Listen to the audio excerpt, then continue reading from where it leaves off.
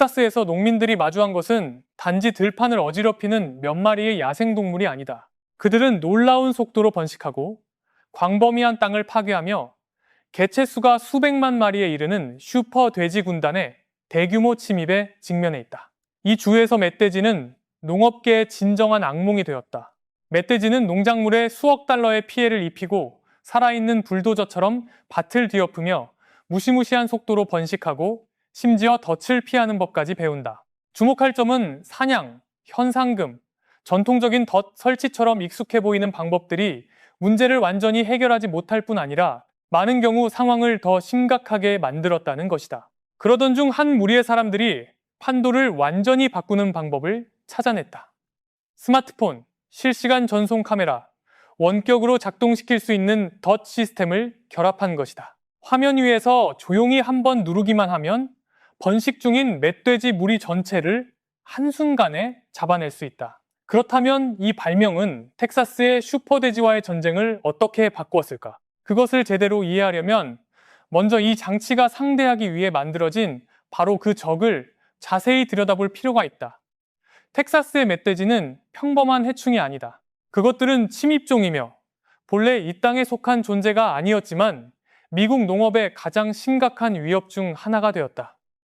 이들이 나타난 이야기는 수세기의 간격을 두고 벌어진 인간의 두 가지 큰 실수에서 시작된다. 1539년에 스페인 탐험가 에르난도 데 소토는 탐험 여정에서 이동식 식량 공급원으로 집돼지를 플로리다로 데려왔다. 그중 일부가 도망쳐 자연에서 살아남았고 점차 야생화되었다.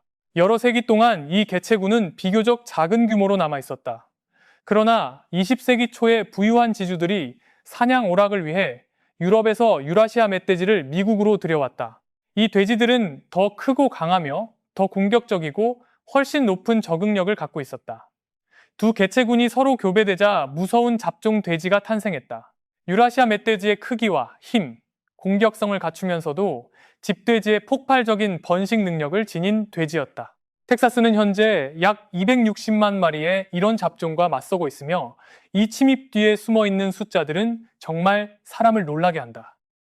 텍사스는 바로 이 문제의 중심지다. 론스타주에는 현재 수백만 마리의 멧돼지가 살고 있지만 걱정스러운 것은 현재의 개체 수만이 아니다. 더 심각한 문제는 그 개체군이 해마다 계속 강하게 증가하고 있다는 점이다.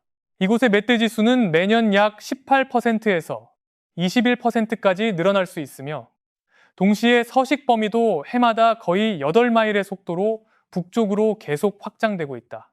그렇다면 무엇이 이들을 이렇게 빠르게 통제, 불가능한 상태로 만드는 것일까? 답은 그들의 무시무시한 번식 주기에 있다. 암멧돼지, 즉 모도는 태어난 지 겨우 6달에서 8달이 되면 성적으로 성숙할 수 있다. 임신 기간은 약 4달에 불과하다. 새끼를 낳을 때는 한두 마리만 낳는 것이 아니라 보통 한 배에 4마리에서 6마리를 낳으며 먹이가 풍부한 조건에서는 10마리 또는 12마리까지 낳을 수도 있다. 더 무서운 점은 새끼들의 젖을 뗀 뒤 약 일주일, 보통 출산 후 한 달쯤 지나면 모돈이 다시 임신할 수 있다는 것이다. 이론적으로는 한 해에 완전한 2번의 출산이 가능하다. 만약 번식 가능한 한 쌍의 돼지에서 시작한다면 유리한 조건에서 그 한 쌍은 1년 안에 20마리가 넘는 새끼를 만들어낼 수 있다. 거기서 끝나지 않는다.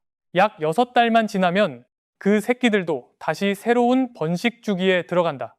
이 증가는 작은 단계로 조금씩 늘어나는 것이 아니라 기하급수적으로 증가하는 것이다. 그것은 살과 엄니와 발굽으로 이루어진 쓰나미처럼 닿는 모든 들판을 휩쓸고 지나간다.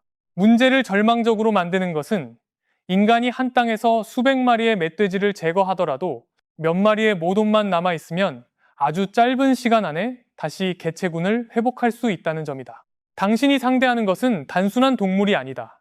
당신은 퍼지고 적응하고 지배하도록 설계된 생물학적 장치와 맞서고 있는 것이다. 이 그림은 그들이 환경을 파괴하는 방식을 보면 더욱 무섭다. 멧돼지는 단순히 농작물의 일부를 먹어치우는 존재가 아니다. 그것들은 땅을 파헤치고 파괴하도록 거의 만들어진 듯하다. 가장 강력한 무기는 단단한 주둥이로 튼튼한 연골로 이루어져 있으며 매우 강한 목과 어깨 근육에 연결되어 있다. 그들은 이 주둥이를 생물학적 불도저 날처럼 사용해 땅속에 박아놓고 앞으로 세게 밀어 뿌리, 유충, 먹을 수 있는 모든 것을 찾는다. 멧돼지 한 마리는 단 1분 만에 6 또는 7제곱피트의 땅을 갈아엎을 수 있다. 20마리에서 30마리로 이루어진 가족 집단, 즉 사운더가 몇 시간 동안 함께 땅을 파헤친다고 상상해보면 비옥한 밭이 왜 순식간에 폭격을 맞은 듯 깊은 구덩이 투성이의 풍경으로 변하는지 이해할 수 있다. 텍사스 농민들은 멧돼지가 농작물과 가축에 끼치는 피해 때문에 매년 약 1억 1,880만 달러를 잃는다고 추정한다. 한 무리의 돼지는 단 하룻밤 사이에 $10,000어치의 농작물을 파괴할 수 있고 다음날 다시 돌아와 계속 난장판을 만든다. 많은 사람을 놀라게 하는 점은 농작물 피해의 겨우 5%에서 10%만이 실제로 작물을 먹어치우는 데서 나온다는 것이다. 나머지 즉 90%에서 95%는 짓밟기, 땅 파헤치기, 무의미한 파괴 때문에 발생한다. 그들은 식물을 꺾어 쓰러뜨리고 울타리를 찢어버리며 관계용 파이프를 망가뜨리고 땅에 침식골을 만들어낸다. 먹지 않는 것은 짓누르고 으깨고 수확할 수 없을 정도로 망가뜨린다. 그들은 단순한 먹이 탐색자가 아니다. 그들은 내 다리 달린 철거반처럼 농민의 삶을 끝없는 위기로 바꿔놓는다. 바로 이 거의 풀 수 없는 문제가 인간에게 완전히 다른 방법을 찾아내도록 만들었다. 점점 커지는 위협과 마주했을 때 많은 사람들은 가장 간단한 해결책이 사냥꾼을 투입하는 것이라고 생각했다. 하지만 바로 여기서 일이 역설적으로 변한다. 인간이 효과적일 것이라고 생각한 것들이 오히려 역효과를 내는 경우가 많았기 때문이다. 첫 번째이자 가장 분명한 실패는 레크리에이션 사냥이었다. 겉으로 보기에는 합리적인 방법처럼 보였다. 텍사스는 멧돼지 사냥을 매우 자유롭게 허용한다. 급력기가 없고 포획수 제한도 없으며 여러 종류의 무기를 사용해 낮과 밤 모두 사냥할 수 있다. 하지만 이 방법에는 치명적인 구멍이 있다. 사냥꾼도 결국 인간이고 인간은 대개 전리품을 좋아한다. 그들은 크고 인상적인 수컷 돼지, 특히 길게 휘어진 엄니를 가진 돼지를 노리는 경향이 있다. 사진을 찍거나 머리를 기념품으로 걸어두기에 보기 좋은 돼지들이다. 반면 이 침입을 실제로 유지하는 존재는 그런 수컷이 아니라 모돈과 새끼들이다.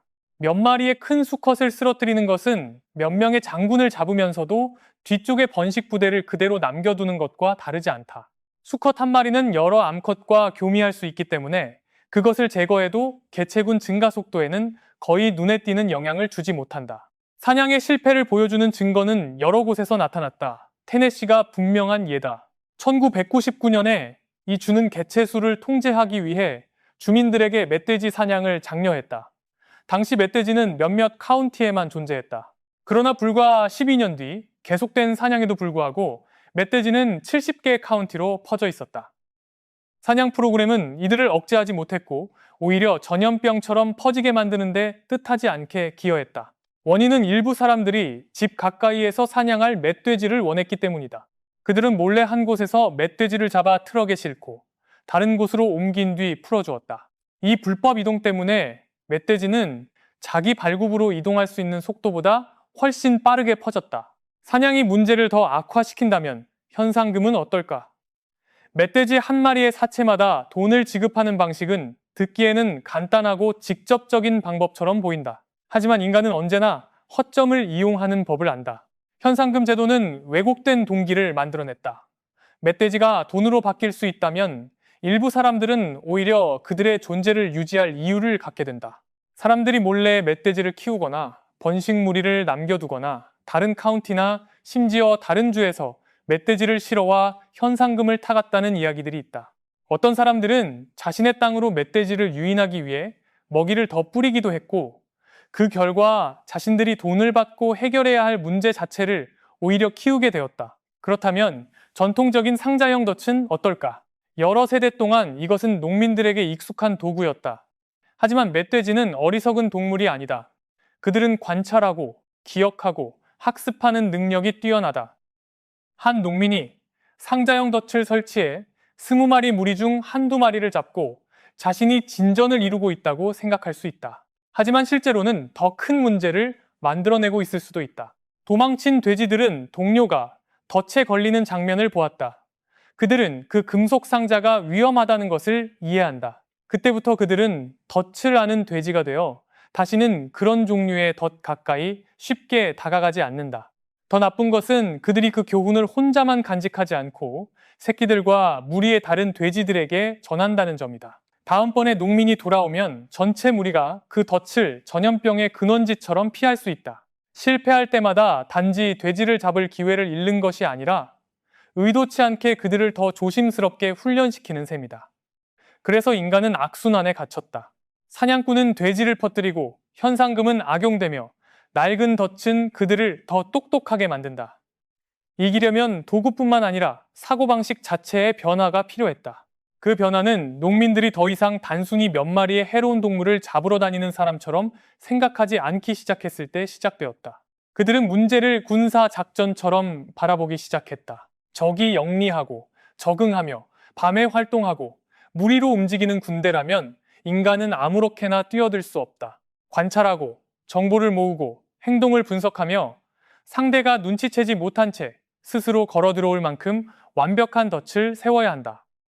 이 새로운 전쟁의 첫 번째 무기는 총도 강철도 아니라 카메라였다. 이동통신망을 사용하는 감시 카메라는 정보 수집에 혁명을 일으켰다.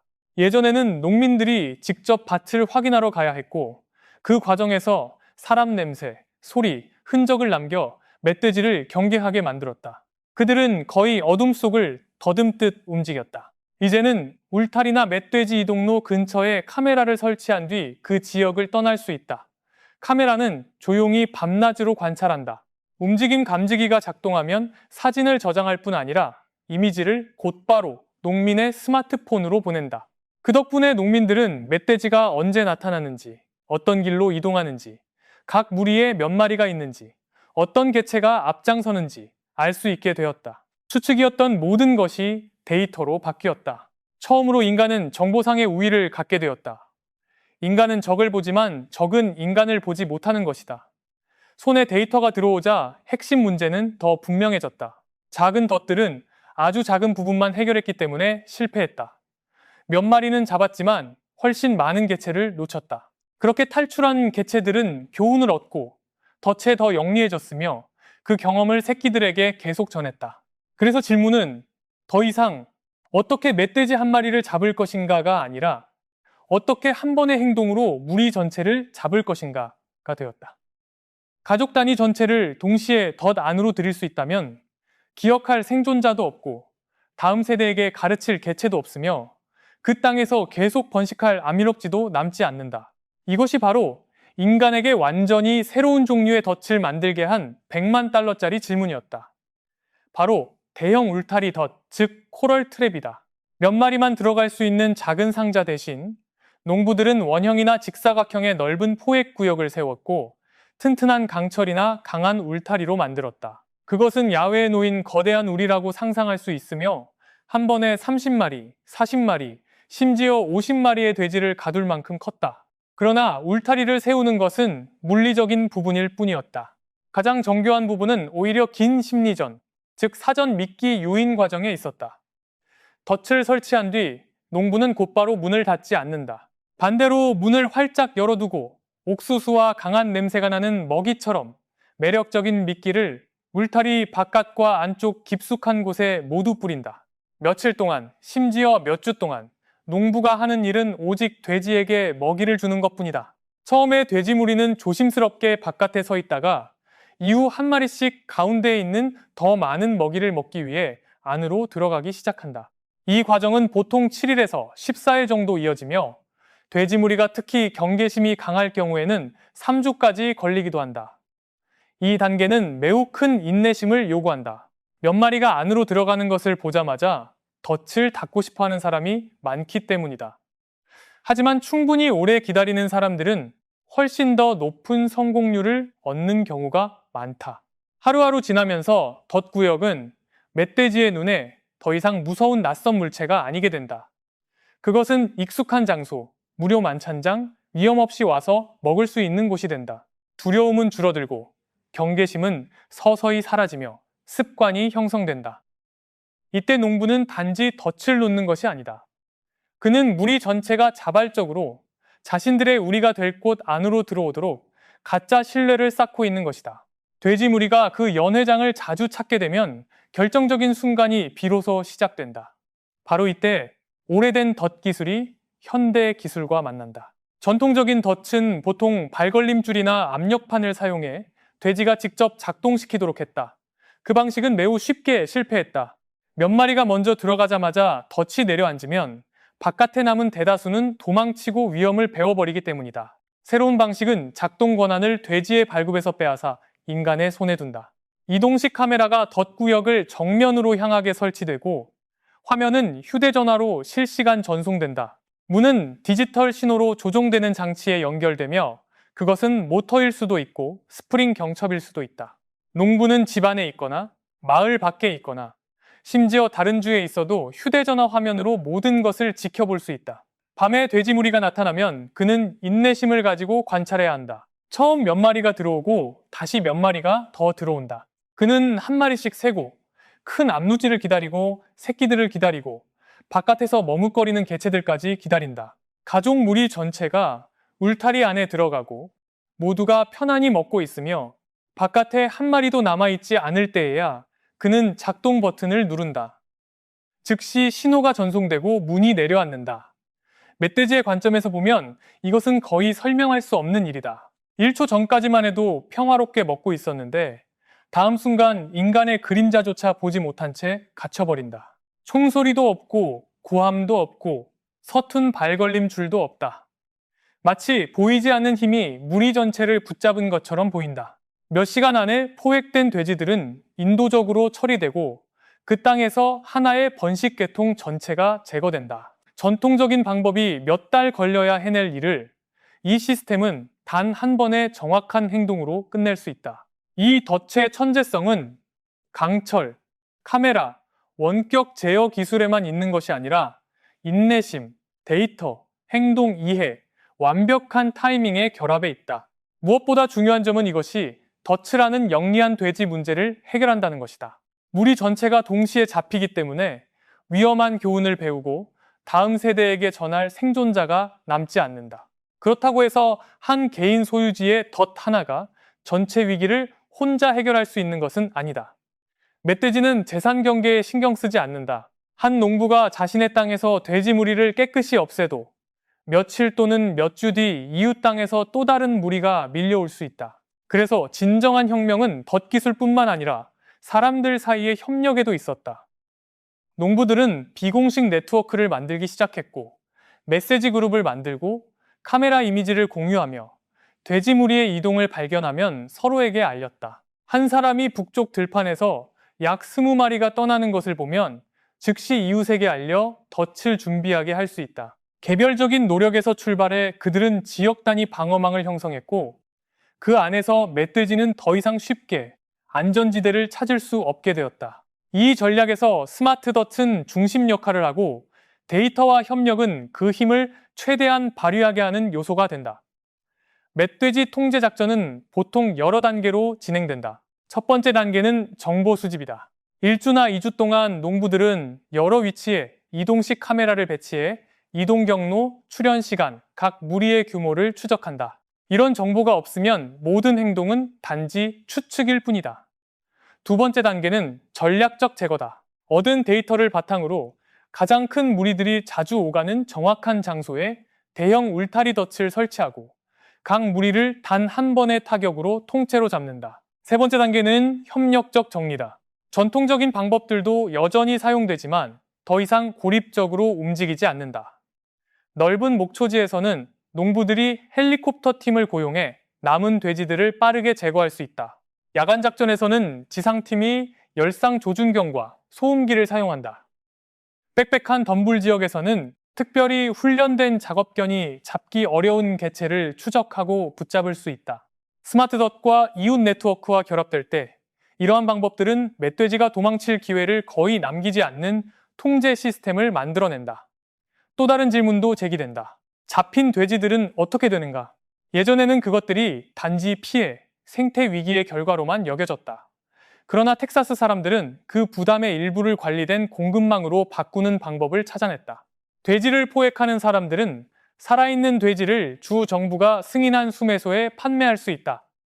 이후 돼지는 미국 농무부 검사를 받는 가공시설로 보내진다. 고기는 검사되고 포장되며 틈새 시장으로 들어간다. 일부 식당, 식료품점, 농산물 시장은 멧돼지 고기를 야생고기, 기름기가 적고 풍미가 강한 고기, 때로는 더 건강한 선택지로 홍보한다. 이것은 꽤 뜻밖의 재활용 방식이다.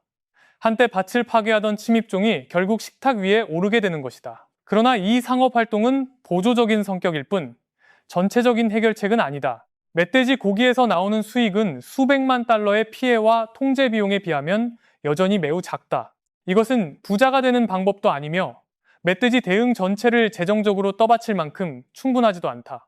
그 진정한 가치는 실용성과 문화적 의미에 있다. 인간은 그것들을 단순한 재앙으로만 보지 않고 그들로부터 일부 자원을 활용해 낭비를 줄이고 작지만 추가적인 경제적 이익을 만들어낸다. 이 접근법은 생태적 도전을 완전히 해결할 수는 없지만 인간이 문제를 바라보는 방식을 바꾼다. 끝없는 선멸 전쟁 대신 관리, 기술, 시장 동기가 결합되어 피해를 줄인다. 요리사와 소비자들은 멧돼지 고기의 진하고 약간 야생적인 풍미와 기름기 적은 질감을 높이 평가한다.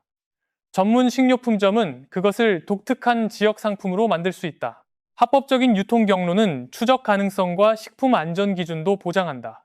그 덕분에 생태적 골칫거리가 어느 정도 통제된 상품으로 전환된다. 그것은 절대적인 승리는 아니지만 인간의 창의성이 파괴를 일으키는 힘 자체에서 조금의 가치를 끌어낼 수 있음을 보여주는 사례다. 그렇다면 텍사스의 멧돼지와의 전쟁은 끝났을까? 답은 아직 아니다. 약 2.600만 마리의 멧돼지를 완전히 없애는 것은 거의 불가능에 가깝다. 그것들은 너무 빨리 번식하고 너무 넓게 이동하며 너무 잘 적응한다. 하지만 중요한 변화는 인간이 마침내 그것들을 통제할 만큼 효과적인 도구를 갖게 되었다는 점이다. 원격 작동 덫 시스템은 한 번의 행동으로 목표 멧돼지의 약 88%를 잡을 수 있는 반면 많은 전통적 방법은 절반에도 미치지 못하는 경우가 많다. 이 차이는 극히 크다. 오래된 덫은 덫이라는 영리한 생존자를 만들어내지만 새로운 시스템은 무리 전체를 통째로 잡아 학습과 경험 전달 가능성까지 제거한다. 텍사스 농부들은 개체수를 안정적으로 유지하기 위해 매년 멧돼지의 약 66%를 제거해야 한다. 이렇게 높은 포획률 덕분에 이 목표는 마침내 더 현실적인 것이 되었다. 멧돼지 피해로 매년 수만 달러를 잃던 사람들은 이제 피해가 크게 줄었다고 보고했으며 어떤 곳에서는 5만 달러에서 5천 달러 또는 그 이하로 감소했다. 멧돼지 개체군은 사라지지 않았지만 더 이상 완전히 통제 밖에 있지는 않다. 이 이야기에서 가장 큰 교훈은 매우 분명하다. 거대한 문제를 이기기 위해 인간이 반드시 그것을 절대적으로 제거해야 하는 것은 아니다. 때로는 그것이 다시 이기지 못할 만큼 충분히 잘 통제하기만 하면 된다. 텍사스 농부들은 더 큰 총이나 더 매력적인 포상금으로 그 일을 해낸 것이 아니라 더 정확한 데이터, 더 끈질긴 인내심, 더 넓은 협력 능력, 그리고 완벽한 순간에 누른 한 번의 버튼으로 해냈다. 그 천재적인 덫은 단순한 기술 장치가 아니라 인간이 사고방식을 바꾸는 방식을 상징한다. 수동적인 반응에서 능동적인 전략으로, 고립된 행동에서 공동체 협력으로, 맹목적인 추격에서 이해에 기반한 통제로 바뀐 것이다. 그리고 바로 그 변화가 텍사스가 끝이 없어 보이던 전쟁 속에서 희망을 찾게 해주었다.